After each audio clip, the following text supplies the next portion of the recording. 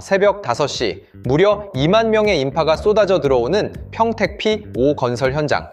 그리고 마침내 터진 시가총액 1조 달러, 우리 돈 1,300조 원이라는 화려한 축포. 글로벌 시총 10일 위에 등극한 지금, 겉보기엔 그야말로 완벽한 축제 분위기입니다. 그런데 말입니다. 이 화려한 잔치상 한가운데서 이재용 회장은 믿기 힘든 폭탄 발언을 던집니다. 현재 숫자가 좋다고 절대 자만해선 안 된다. 반도체 호황 속 지금이 우리의 마지막 기회다. 수만 명의 채용 공고 뒤에 숨겨진 삼성의 소름 돋는 설계, 그 속을 함께 파헤쳐 보겠습니다. 1조 달러. 대한민국 역사상 어떤 기업도 찍어보지 못한 숫자입니다. 그런데 이 숫자를 달성한 당사자가 자만하지 말라고 소리칩니다. 뭔가 이상하지 않습니까? 이유는 간단합니다. 돈이 되는 시장에서 지고 있기 때문입니다.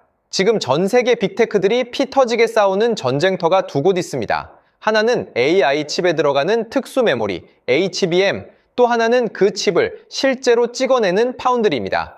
문제는 삼성이 이 두 전선에서 동시에 밀리고 있다는 겁니다.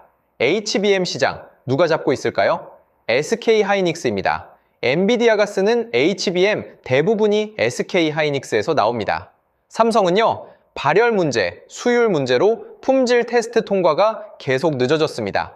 겨우 2025년 하반기에야 본격 납품이 시작됐죠.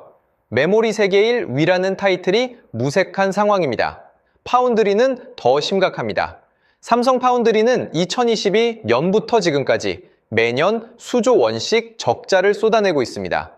그 사이 대만 TSMC는 애플, 엔비디아, AMD를 전부 끌어안았습니다. 삼성이 한 발 뗄 때 TSMC는 세 발을 뛰어간 겁니다. 정리하면 이렇습니다. 지금 삼성의 1조 달러는 과거의 유산으로 쌓은 숫자입니다.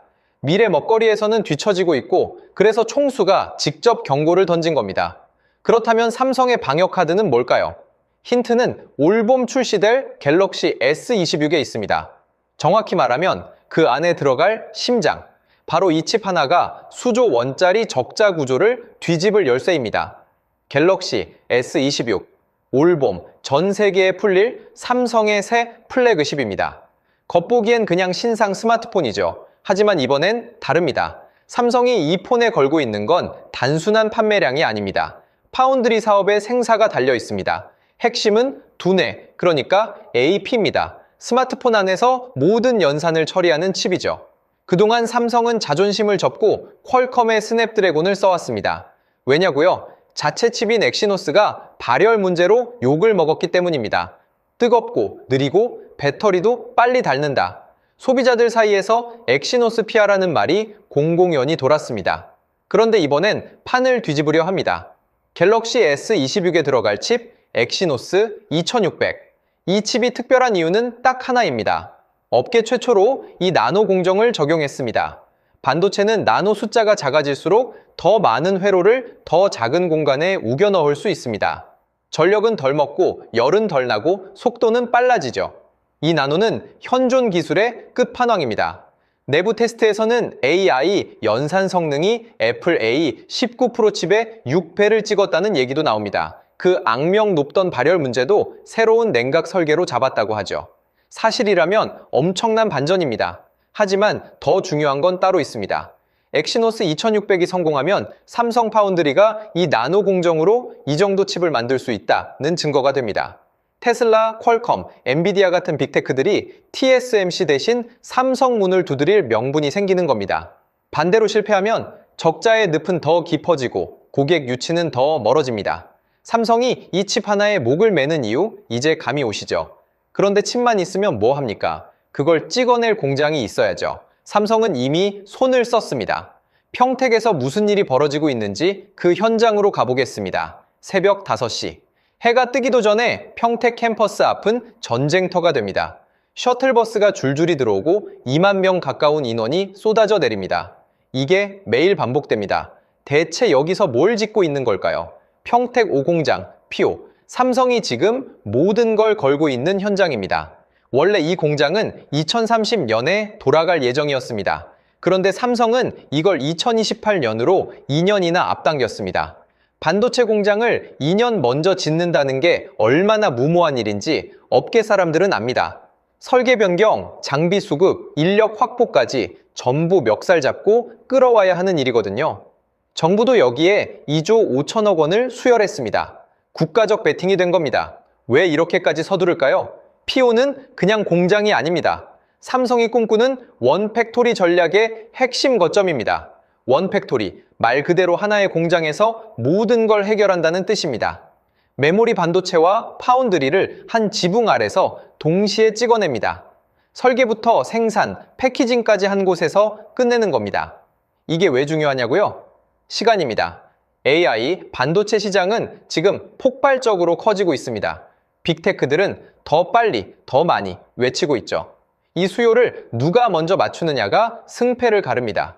공정을 쪼개서 여기저기 외주 주는 사이에 원팩토리 체제는 한 번에 밀어붙입니다. 속도 싸움에서 유리해지는 거죠. 삼성은 P5를 시작으로 평택 캠퍼스 전체를 거대한 반도체 복합단지로 만들 계획입니다. 여기서 성공하면 TSMC를 추격할 발판이 생깁니다. 여기서 삐끗하면 수조 원짜리 투자가 짐이 됩니다. 2년을 앞당긴 대가는 분명합니다. 인력이 미친 듯이 필요합니다. 삼성이 지금 수만 명을 쓸어 담는 첫 번째 이유가 바로 이겁니다. 시간을 사려면 사람을 사야 합니다. 그런데 여기서 끝이 아닙니다. 삼성에겐 더 큰 그림이 있습니다. 앞서 삼성이 AI 메모리 시장에서 SK 하이닉스에 밀리고 있다고 했죠. 그런데 반전이 있습니다. 지금까지는 확실히 삼성이 뒤처졌습니다. 그건 인정해야 합니다. 엔비디아 납품도 늦었고 점유율도 밀렸습니다. 하지만 삼성은 이 치욕을 다음 세대에서 뒤집으려 하고 있습니다. 차세대 AI 메모리에 들어가는 핵심 설계를 아예 처음부터 갈아엎은 겁니다. 경쟁사들이 기존 부품을 그대로 쓰는 동안 삼성은 한 세대 앞선 신형 부품을 밀어넣었습니다. 남들이 안전하게 가는 길을 버리고 혼자 지름길로 뛰어든 셈이죠. 결과는요? 엔비디아가 최근 진행한 성능 테스트에서 삼성 제품이 SK 하이닉스와 마이크론을 제치고 가장 좋은 평가를 받았다는 얘기가 나옵니다. 속도도 전력 효율도 삼성이 앞섰다는 거죠. 아직 최종 검증이 남았지만 분위기가 확실히 달라졌습니다. 더 중요한 건 시장 구도입니다. 2026년 차세대 AI 메모리 시장에서 삼성과 SK 하이닉스가 전체 물량의 90% 이상을 나눠 가질 거라는 전망이 나옵니다. 마이크론은 사실상 밀려나는 구도죠. 굴욕을 당했던 삼성이 드디어 동등한 출발선에 섰습니다. 물론 방심은 금물입니다. 테스트 통과와 실제 양산은 다른 얘기거든요. 하지만 적어도 삼성은 끝났다는 말은 이제 틀린 말이 됐습니다. 그런데 여기서 아주 흥미로운 소문이 하나 돌았습니다. 삼성이 결국 한미 반도체 장비를 쓴다더라. 최근 업계를 달군 소문입니다.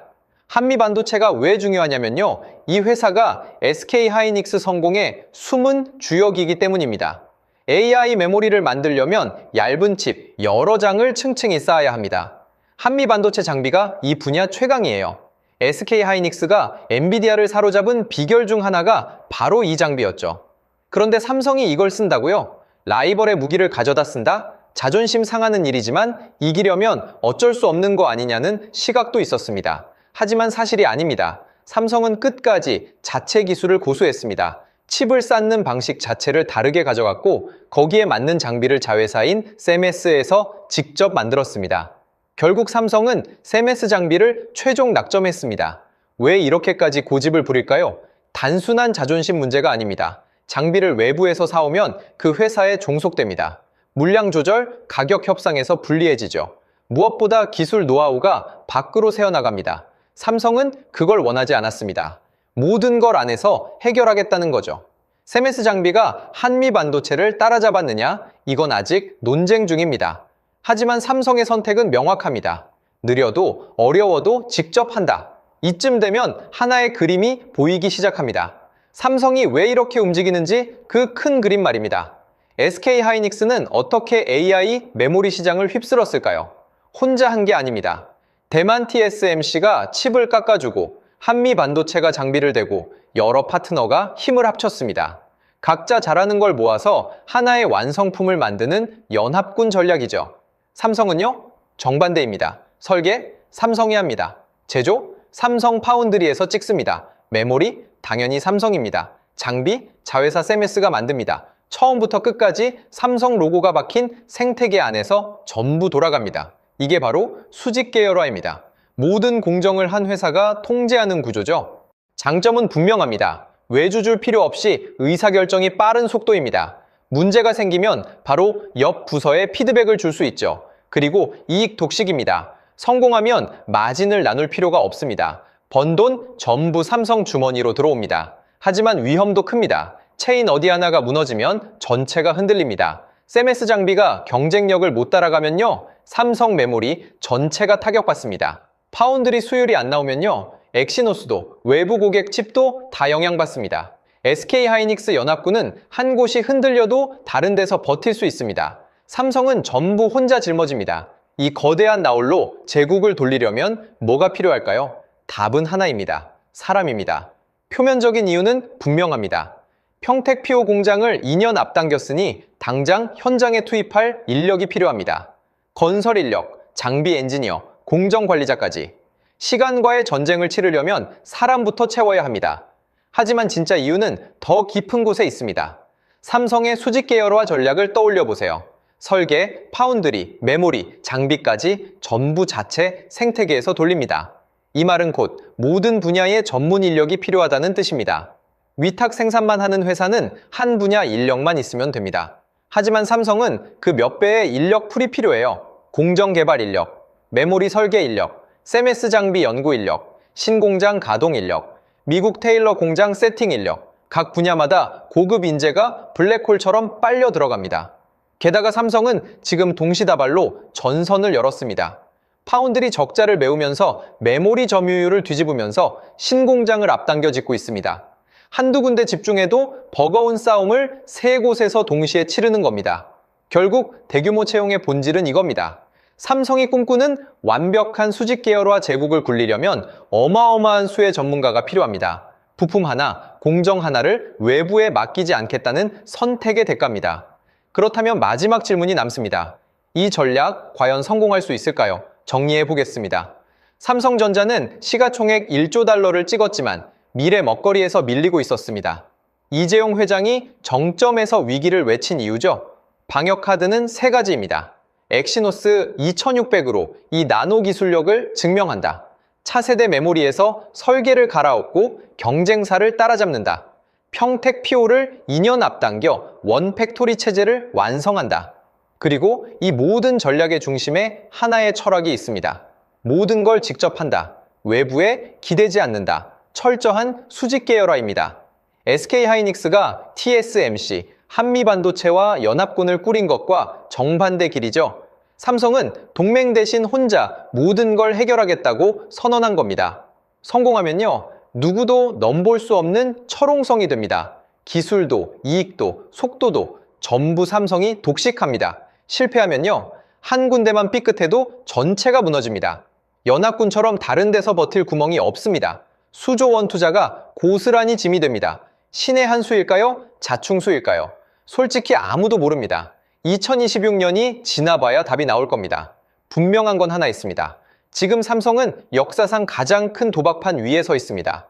이 판의 결과가 대한민국 반도체 산업의 다음 10년을 결정할 겁니다. 여러분은 어떻게 보시나요? 대한민국을 응원하신다면 댓글에 삼성 공장을 짓는 노동자들 응원한다고 한마디씩 남겨주세요. 오늘 영상이 유익하고 재밌으셨다면 구독과 좋아요 부탁드리겠습니다. 영상 제작에 큰 힘이 됩니다. 다음 영상에서 뵙겠습니다.